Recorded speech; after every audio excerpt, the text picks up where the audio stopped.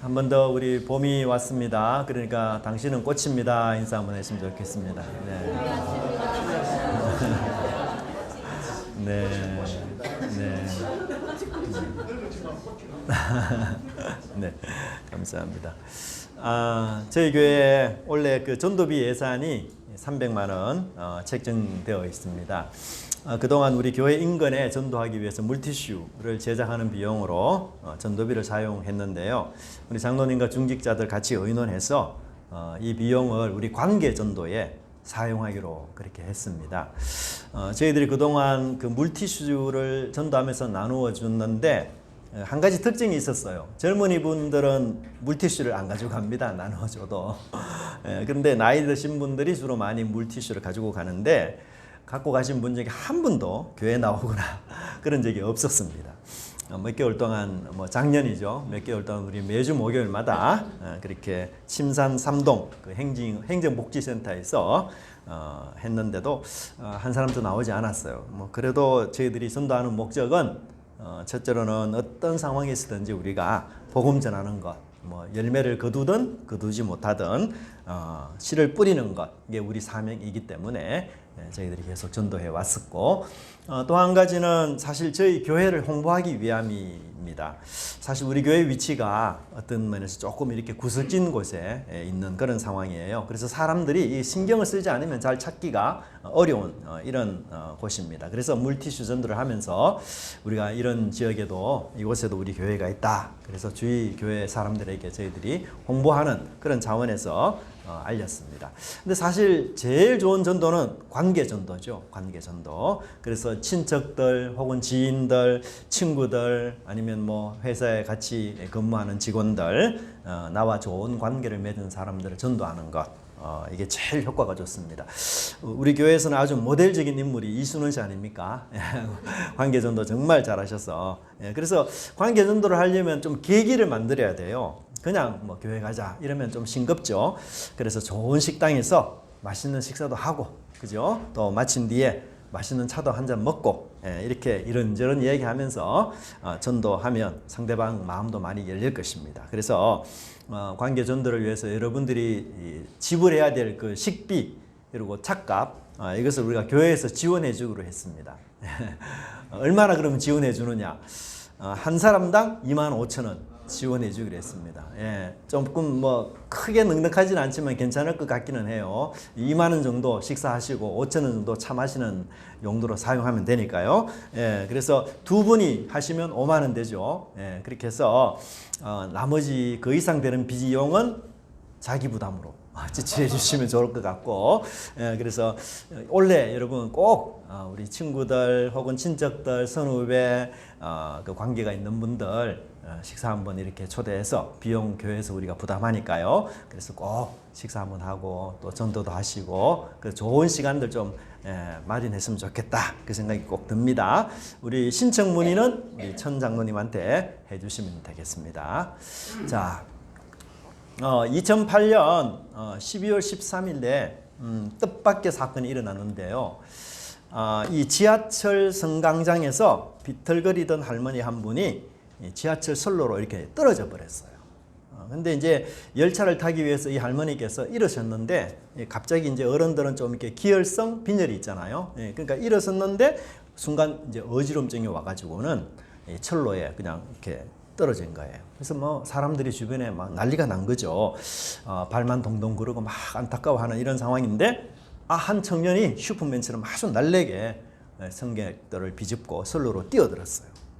그래서 그 위험을 무릅쓰고 그때 마침 이렇게 열차가 또 들어오고 있는 중이었거든요. 불빛이 이렇게 보였어요. 그래서 이 위험을 무릅쓰고 할머니를 구해냈습니다. 근데 이 청년이 고등학교 2학년 박종인 아주 젊은 어린 친구죠. 정말. 그래서 이 친구가 하는 말이 불빛이 보여서 참 무서웠지만 살려야 되겠다.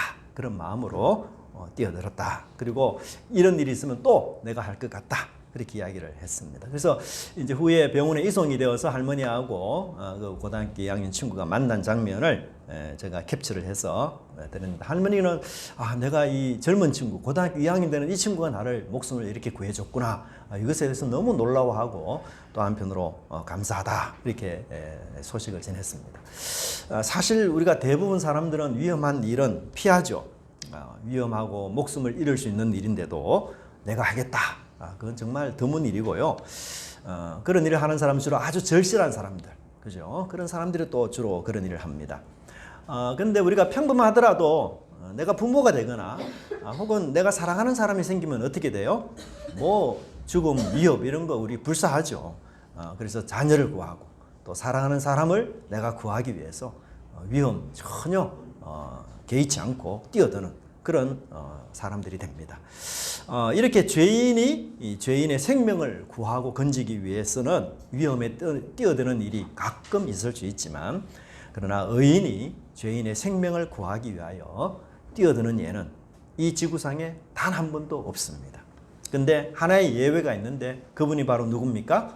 예수님이시죠. 예수님은 의인으로서 죄인들인 제자들을 사랑하시기에 그들이 처한 그 어려움, 그 고난, 괴로움 속에서 건져주시는 본문을 우리가 오늘 본문에 보게 됩니다. 예수님은 제자들이 당면한 이 어려움을 적극적으로 해결해 주시고, 그냥 멀리서 예수님이 그 문제를 해결해 주는 것이 아니라 그 위기, 그 고통의 현장에 예수님이 직접 찾아오셔서 그 문제 속으로 예수님이 직접 뛰어들어서 해결해 주시는 그런 분을 우리가 보게 됩니다.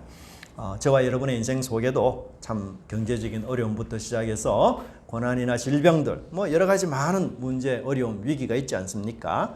오늘 우리가 말씀을 통해서 우리 문제, 우리 위기 속에 오셔서 해결해 주시는 그 주님을 우리가 다시 한번 만나는 그런 귀한 은혜가 있기를 간절히 바랍니다.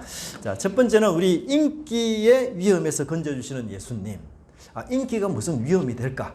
그런 생각을 할 수 있죠. 근데 인기가 굉장한 위험이 될 수 있습니다. 45절과 46절의 말씀을 보면 예수님은 제자들로부터 이 무리들과 떨어지게 그렇게 하셨어요. 근데 예수님이 굉장히 급해요. 그냥 제자들하고 여유를 가지면서 무리들과 헤어지도록 이렇게 하신 것이 아니라 45절의 말씀에 보면 뭐라고 표현되어 있습니까? 재촉하사, 빨리 떠나라. 그래서 제자들을 조금 강제적으로 억지로 무리들과 떨어지도록 그렇게 하고 있는 것을 보게 됩니다. 근데 본문을 자세히 보시면 여러분, 여기 제자들이 있고요, 여기 무리들이 있어요. 그러면 이 가운데 지금 예수님이 있습니다. 그렇죠, 위치가. 그래서 예수님이 가운데 이 제자들과 무리들 가운데 서서 무리들을 빨리 떠나보내게 하고 제자들을 또 재촉해서 다른 방향으로 가게 하고, 본문에 보니까 작별 인사를 한 분이 누구예요? 46편에 무리를 작별하신, 누가 무리와 작별했죠? 예수님이 무리와 작별했어요. 그래서 예수님이 이쪽 편에서는 제자들을 재촉해서 떠나가게 하시고 또 반대편의 무리들은 떠나가도록, 그리고 작별 인사하도록 예수님이 중간에 있어서 그 모든 일들을 다 하셨어요. 근데 이 말은 다른 말로 하면 뭐예요? 제자들은 무리들과 떨어지기가 싫다, 좋다? 싫었어요. 싫었어. 제자들은 할 수만 있다면 무리들과 더 오랫동안 더 머물고 싶었던 거죠. 마치 제자들과 무리들이 이 연애하는 사람처럼 아주 친밀한 관계를 유지했는데 예수님이 그 둘을 지금 떼어놓은, 강제적으로 그런 모습을 우리가 볼 수가 있습니다. 이 두 팀이, 제자들과 무리들이 뭐 서로 사랑해서 아니면 그동안 우정이 싹 트서 그럴까요? 전혀 그렇지 않죠. 서로의 요구 조건이 맞았기 때문이었습니다. 제자들은요, 무리로부터 받는 이 인기, 이 인기가 너무너무 좋았습니다. 생각해 보십시오. 여러분, 제자들 대부분 어부 출신이 아닙니까? 시골 사람, 못 배운 사람들 아니에요? 그런데 이 사람들이 사람들 앞에서 이런 엄청난 인기를 얻다니 이건 상상하지도 못한 거예요. 마치 아이돌 가수처럼 그렇게 환대를 받고 있습니다. 예수님의 제자로서 내가 모처럼 살만 나는 인생 만났구나. 예수님 따라다니면서 참 고생 많았는데 고생 끝에 낙이 온다더니만, 그래 맞아, 이 맛에 내가 제자 노릇하는 거지. 그리고 여러분, 무리들은 또 어떤 이익을 얻었습니까? 오병이어로 허기진 배를 다 채웠지 않습니까? 너무너무 좋은 거예요. 예수님 때문에 모처럼 배가 든든히 채워졌어요. 그리고 여러분 오병이어 먹는 게 얼마나 신기합니까? 떡이 구워서 나왔어. 구워서 날 것이 아니고. 생선도 어떻게 나왔을까요? 예, 구워서 나왔어요. 그냥 야, 뭐 전자레인지 있는 것도 아닌데 어떻게? 예? 예. 얼마나 놀랍습니까? 여러분 과거 이스라엘 백성들이요, 하나님께서 광야에 만나도 주시고 또 뭐도 주셨습니까? 메추라기 주셨잖아요. 근데 메추라기가 요리되어서 나왔습니까? 아니면 생자였습니까? 생메추라기였어요. 그래서 메추라기가 너무 힘이 없어서 날지도 못하는 메추라기를 이스라엘 백성들이 직접 잡아서 그걸 가지고 자기들이 요리를 했어요. 근데 이 생선은 하나님이 직접 요리했어요. 그죠? 하나님이 다 구워가지고. 여러분 오병이어 먹는데 사람들이 불 피우고 생선 굽고 절대로 그렇게 하지 않습니다. 고대 근동에 불 피우는 일이 너무너무 어려웠어요. 불을 동네에서 한 사람이 관리를 했어요. 그 정도로 불 피우는 일이 어려웠어요. 그러니까 모든 생선과 떡이 우리가 먹기 좋게끔 다 구워져서 이렇게 오병이어의 기적이 일어난 거예요. 야, 그러니까 이 사람들이, 이 오병이어 먹던 사람들이 얼마나 놀랐겠습니까? 예수님이, 하나님이 셰프가 되시고 요리사가 되셔가지고 이 이스라엘 백성들 다 먹이시고. 그러니까 오병이어의 이 기적을 체험했던 이 무리들의 결론이 뭡니까? 야, 예수님을 왕으로 삼자. 예수님을 지도자로 삼자. 그러면 어떤 문제가 해결될까요? 먹는 문제는 해결되구나. 그리고 무리들로부터 예수님의 인기가 하늘을 찌를 듯 하니까 제자들이 어떻게 생각합니까? 이제 예수님의 인기를 등에 업고 뭐예요? 출세 한번 하자. 그죠? 예. 예수님께 내가 줄서기를 잘했지. 그래. 그래서 제자들은 자신들을 환호하고 자신들을 환영해주고 박수치는 이 무리를 절대로 떠나기가 싫은 거예요. 그런데 이것은 제자들에게 위험 신호였고 위기의 순간이었습니다. 세상의 인기에 도취되는 순간은 바로 우리 그리스도인들에게는 위험하고 위기의 순간이에요. 왜냐하면 하나님의 나라는 인기로 세워지는 것이 아니라 말씀 위에 세워지기 때문인 것입니다. 여러분 마귀는 40일 동안 금식기도하는 예수님에게 세 가지 질문을 던졌죠. 근데 그 중에 한 가지가 뭔지 아세요? 예수님께 당신 세상으로부터 인기를 얻어서 세상 왕이 되세요. 세상의 모든 권력을 차지하세요. 그렇게 마귀가 예수님을 유혹했습니다. 그래서 여러분 그 인기의 방편으로는 뭐예요? 예루살렘 성에서 뛰어내려라. 그러면 천사들이 너를 다치지 않도록 받들어 줄 것이다. 야, 놀라운 일이죠, 여러분. 예? 이런 일이 일어났다면 유대 전체가 여러분 난리가 날 것입니다. 예수님 성전 꼭대기에서 뛰어내리다. 네이버 구글 검색 순위 1위. 그죠? 그걸 만약에 유튜브 동영상에 촬영했다. 좋아요, 구독 1000만 번 막 올라가는 거 뭐 일도 아닙니다, 여러분. 와, 뭐 순식간에 예수님이 인기남이 되는 거죠. 정치 종교계에서 예수님을 능가할 인기남이 없어요. 저런 분 우리 왕이 돼야 돼. 야, 저렇게 능력 있는 분 우리 지도자야 돼. 아니 천사까지 지지하는 분이라면 뭐 말할 필요도 없는 거지. 우리 지도자가 되기에 충분한 분이야. 사단이 그렇게 요구한 것이었어요. 근데 예수님은 인기와 능력으로 세상의 왕이 되는 것이 아니라 십자가에서 죽으시고 부활하심으로써 온 우주의 왕이 되는 길을 예수님이 선택하셨던 것입니다. 여러분 세상의 인기는 변화무쌍한 것이에요. 세상의 인기는 파도처럼 수시로 변합니다. 믿을 게 못 됩니다. 그래서 어제의 친구가 오늘은 적이 되고 어제의 동맹이 오늘은 깨어지고 원수가 되기도 하는 것이죠. 실제로 예수님을 이렇게 왕으로 삼기 원했던 이 무리들이 마지막에는 어떻게 돌변합니까?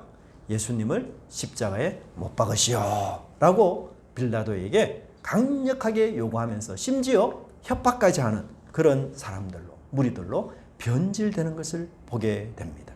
십자가에 못 박게 하소서. 그러므로 이 무리들이 예수님을 환대하고 왕으로 삼으려 했던 가장 중국적인 이유는 그들의 요구가 이루어지고 그들의 현실적인 문제가 해결되고 그들의 배가 불렀고 예수님을 믿는 것 때문에 이익과 덕이 생겼기 때문에 세상적인 욕구가 그들 속에 채워졌기 때문에 그렇게 그들은 예수님을 환대했던 것입니다.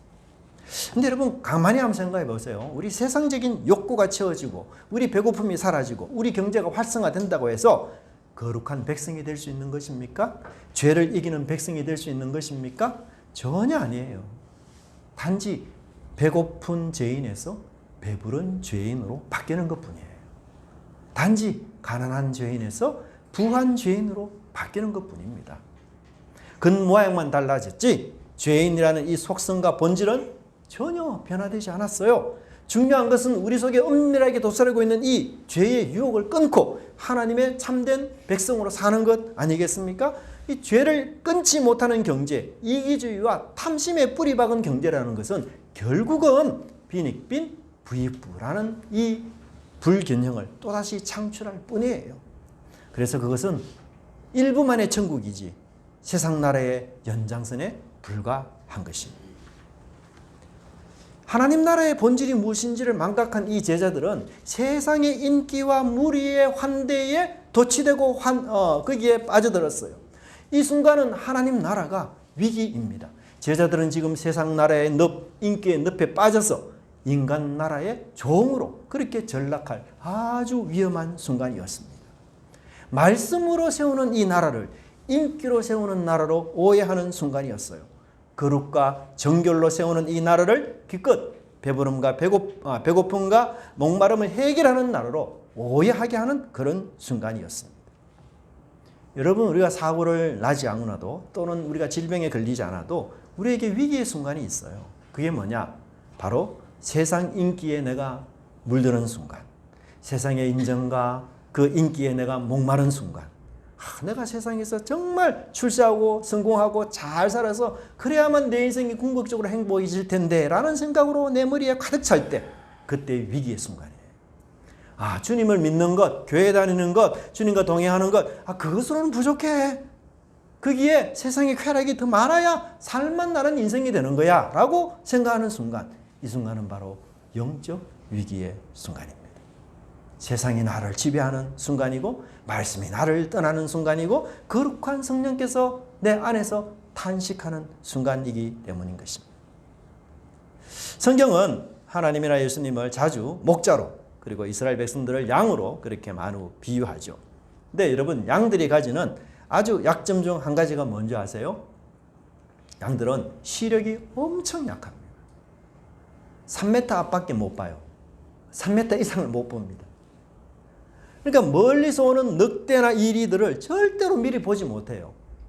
늑대나 이리들이 3m 앞까지 왔을 때 비로소 양이 눈치를 채요. 알아요. 늑대가 탁 갑자기 보이는 거거든요. 그러니까 양들이 잘 놀라는 짐승 중에 하나예요. 그러면 3m 앞에서 늑대와 이리를 마주한 양들이 어떤 수단으로 피할 수 있겠습니까? 절대로 못 피합니다, 여러분. 그래서 이 순식간에 늑대와 이리의 먹이가 되는 거예요. 그러니까 이 양들에게는 누가 필수적입니까? 목자가 필수적이에요. 양이, 건강한 양은 5m를 보고 절대 그렇지 않습니다. 아무리 건강해도 양은 3m밖에 못 보고 아무리 부한 양도 3m밖에 못 봐요. 잘 먹느냐 잘 먹지 못하느냐가 문제가 아니에요. 여러분, 우리 인생이 그렇지 않습니까? 우리 앞을 보지 못하는 사람이에요. 배운 사람이나 배우지 못한 사람이나 박사학위를 가진 사람이나 그렇지 못한 사람이나 우리 사실 5분 후를 미래를 알지 못하는 사람입니다. 제가 어제 좀 충격적인 소식을 들었는데 대구 이제 교대 출신의 초등학교 교사 선생인데 이 친구가 굉장히 불우한 그 어린 시절을 보냈어요. 아버지가 이제 권투 선수였고 이래서 결혼은 엄마하고 이제 결혼을 해서 아들 둘이 있는데 얘가 첫 애거든요. 근데 이제 아버지가 이렇게 직이 없어요. 무직이에요. 그러니까 막 술만 마시고 이렇게 오면은 애들 때리고 뭐 이렇게 너무 힘들게 해서 이 친구가 자기 동생하고 데리고 나와서 가출을 했어요. 그래서 이게 아주 어렵게 그렇게 살았습니다. 그래서 제가 주변에 그 얘기를 듣고 이제 교대에 입학을 했어요. 그래서 참 어렵게 사는 친구를 제가 좀 후원도 좀 하고 이렇게 좀 했었거든요. 근데 교대 이제 졸업하고 이제 초등학교 교사가 됐잖아요. 근데 나이가 36이거든요. 결혼도 아직 안 했습니다. 근데 갑자기 어제 카톡에 부고장이 날라왔어요. 깜짝 놀랐습니다. 제가 아는 분 지인을 통해서 이제 그 교대 선배들이 있잖아요. 알아보니까 교통사고 나가지고 제가 뭐 진짜 충격이 마음에 안 가셔요. 야, 어떻게 그런 일이 있을 수 있구나. 정말 우리 인간은 5분 앞을 못 봅니다, 여러분.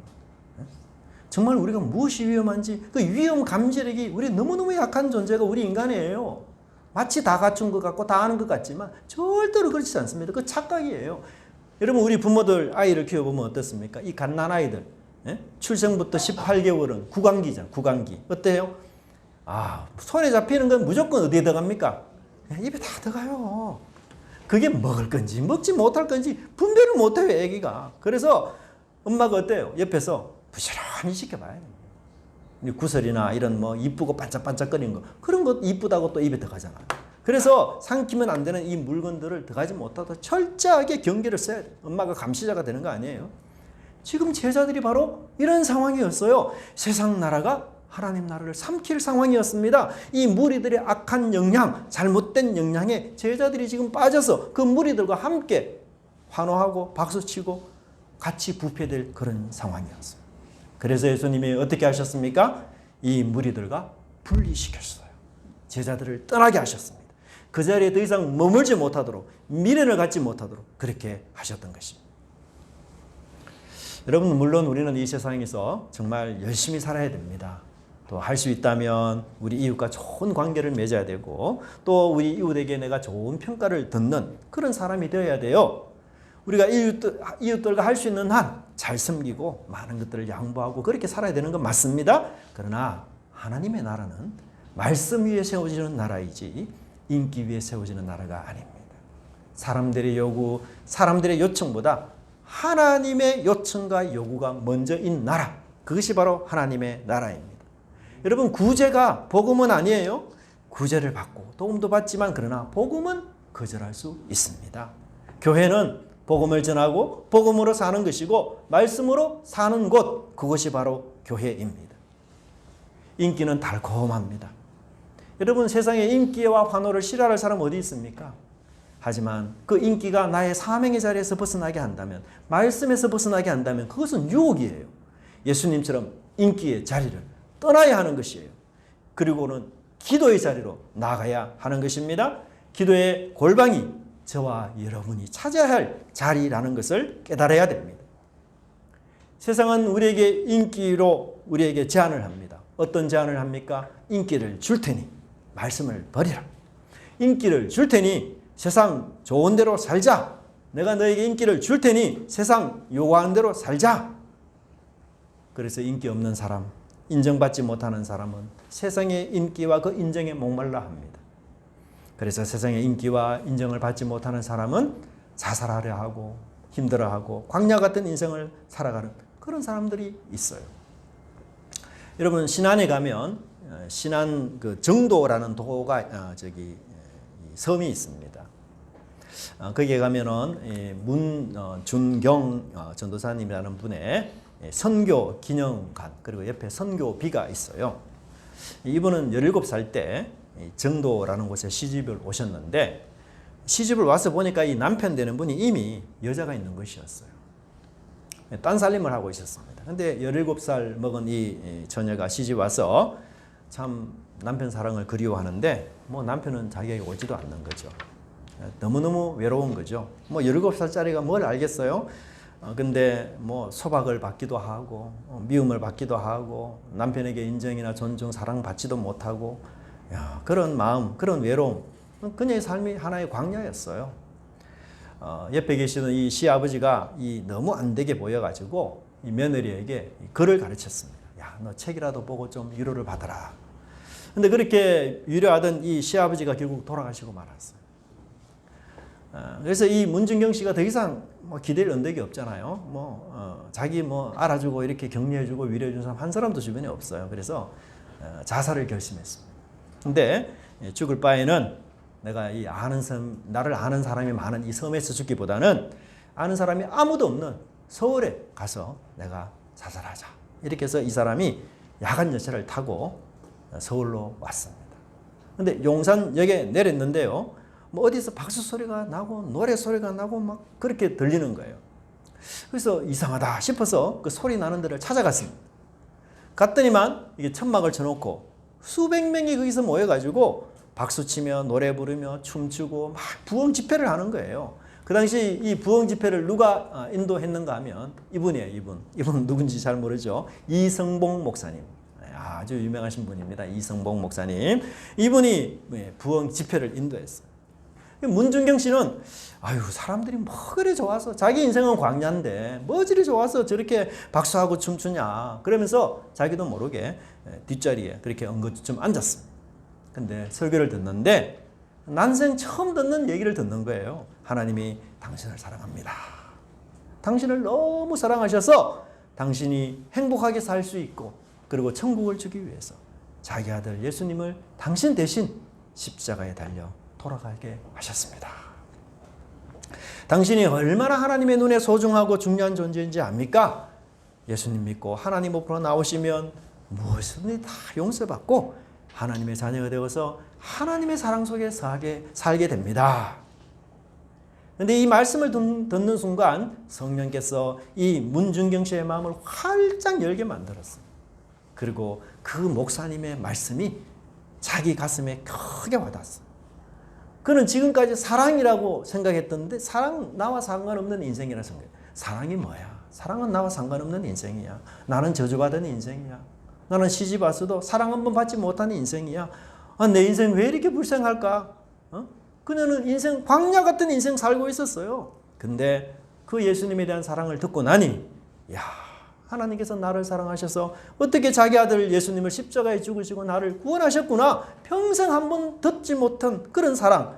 말만 들어도 가슴이 울렁거리는 그런 사랑. 나를 이렇게나 사랑하는 분이 계셨구나. 그래서 이분이 눈물이 비오듯 하고요. 하나님 나를 사랑한다는 것. 정말 나 같은 것도 사랑할까? 시집가서 내가 남편 사랑도 못 받고 구박만 받던 나 같은 인생. 내가 왜 태어났는가? 그렇게 한탄 말하는 인생. 그래도 하나님 나를 사랑할까? 그게 믿어졌어요. 그래서 이 문준경 자매가 마음이 완전히 순간적으로 하나님의 성령이 역사하셔서 새롭게 변화가 됐어요. 여러분 우리가 주님의 사랑을 믿고 우리 인생이 새롭게 변화가 되면 두 가지가 달라져요. 첫 번째는 뭔가 하면 과거를 재해석해요. 과거를. 문준경 씨 자신은 과거 삶이 너무 싫었어요. 내가 어떻게 이런 남편 만났어. 정말 나는 지지리도 복이 없는 여자지. 과거가 너무 싫은 거예요. 근데 그 과거를 여러분 돌아갈 수 있습니까? 바꿀 수 없거든요. 그러니까 그 과거에 매여 사는 거예요. 근데 예수님을 믿게 되면 이 과거를 완전 새롭게 해석해요. 그래서 요셉처럼 자기를 판 그 자기 자신을 형님들의 자신을 판 요셉처럼 과거를 완전히 새롭게 해요. 그래서 그 과거가 더 이상 괴롭지 않습니다. 왜냐? 주님을 믿는 것으로 충분한 보상을 다 받았기 때문에. 그리고 두 번째는 뭐냐? 현재에 충실하게 돼요. 왜요? 여러분 새로운 소망이 생겼잖아요. 예? 이전에는 없던 소망, 이전에는 생각지도 못한 그 소명, 이게 이 문준경 씨 마음에 생겼어요. 그래서 자살하겠다는 생각 싹 다 달아나고 야 나도 별 볼 일 없는 인간인 줄 알았는데 이렇게 내가 소중하다면 내가 주님을 위해서 정말 멋진 인생 한번 살아봐야 되겠다. 그리고는 이성봉 목사님이 그때 목포교회를 목회하고 계셨는데 그 목포교회로 내려가서 거기에서 양육도 받고 훈련도 받아서 전도인이 되었어요. 그리고는 이 문준경 씨 마음속에 야 내가 이런 놀라운 사랑을 받았는데 이 사랑을 누구에게 전해야 될까 고민하다가 자기를 버리고 자기를 거절하고 자기에게 모진 학대를 주었던 정도로 다시 돌아가기로 했어요. 그리고 그 정도에서 한번 받은 이 사랑, 예수님께 받은 사랑을 막 곳곳에 마을 주민들에게 전하기 시작합니다. 처음에는 별로 안 좋아하죠. 그렇지만 이 여인의 섬김이 정말 사랑에서 우러나오는 진심인지를 마을 사람들이 알게 돼요. 그리고는 그 마을 사람들 일거리를 다 도와줍니다. 애 낳는 일도 도와주고 뭐 필요한 일들을 다 찾았어요. 그리고 저녁에는 찬양을 불러요. 찬송을.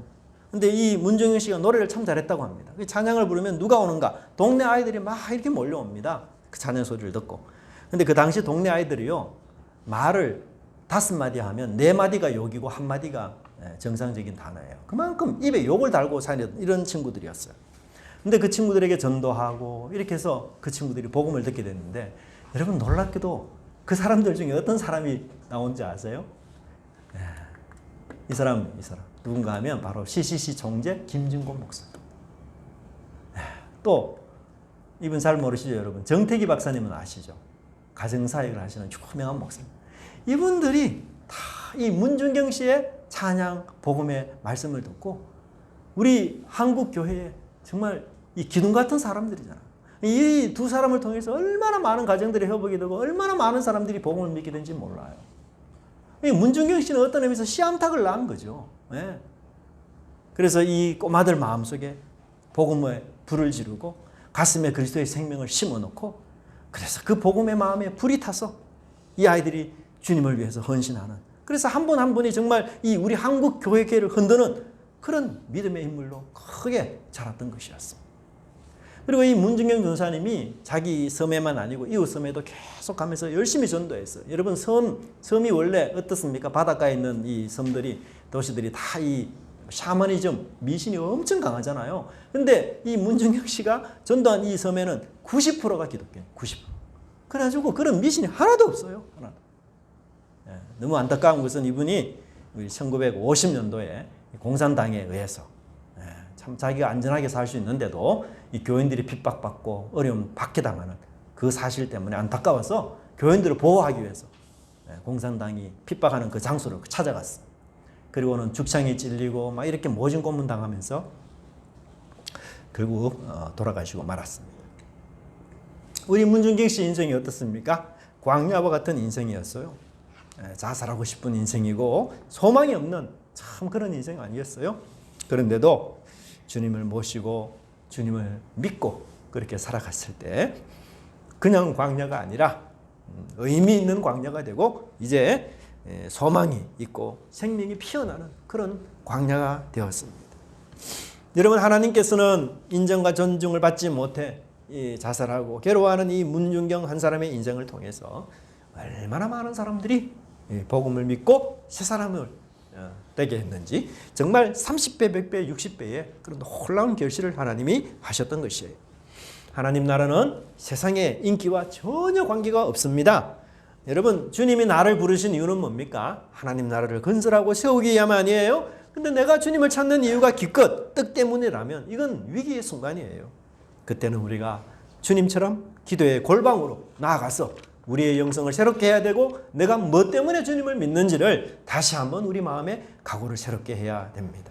우리도 무리들처럼 주님 배를 채워주는 메시아만 기대한다면 그저 내가 이 세상 살면서 만사형통하고 무탈하게 그냥 건강하게 지내기만을 바라는 마음으로 우리 예수님을 믿고 교회를 다닌다면 죽은 영혼을 살리는 예수님, 영생을 주시는 예수님과 아무 상관이 없을 수 있어요.